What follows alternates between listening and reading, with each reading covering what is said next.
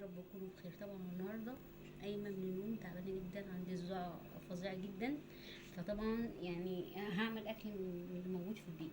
عندي بطاطس مسلوقه ومتحمره، عندي بطاطس مسلوقه ومتقطعه بزيت بكاري وكركم شطه حبه ملح، تمام كده، نفس اللي انتي بتجيبيها مع البيتزا من بره، اللي هي البيتزا اللي هي الشرقي العاديه. تمام. عندي حبه رز بشعريه، يعني معنى كده الاكله دي مش لازم عدس اللي هو الاصفر، الكشري الاصفر. تمام. عندي فلفل، ما عنديش حوادق. تمام. الجيش قال لك اتصرف، نقلي نقلي فلفل رومي، ما عنديش حاجه. عندي بيض تسلقيه وتحمريه، تمام بكده، سمنه في زبده زي ما انت عايزه. عندي البطاطس اهي تاني، توابل عليها الملح والشطه والتوابل كلها. معاكي الرز اهو ما شاء الله.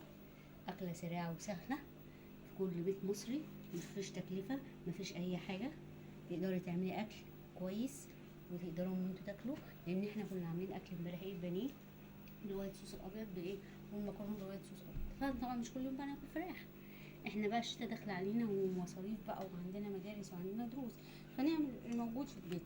وانا اصلا كنت عامله مش قادره اعمل حاجه، فبدل ما نشتري من بره اروح عامله اللي موجود في البيت.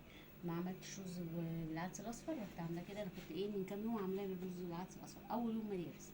النهارده اهو حاجه سهله وبسيطه يا جماعه، وهي تاكلي منها وترجعي تحطيها في برطمان او هتغطيها بطبقه وتعملي. انا مش عامله كتير، انا حوالي 3 بطاطسايه وتقطعيهم مكعبات بعد ما يتسبوا. وادي الفلفل اهو، يا جماله، يا تكاته، يا حركاته، يا مش عارفه بقى. بصي كده، اللهم بارك اللهم بارك اللهم بارك. تقدري تعملي اكل في البيت باللي موجود عندك في البيت يا جماعه. انا مش هشتري اكل من بره، فاروح عملت اكل في البيت. تمام كده.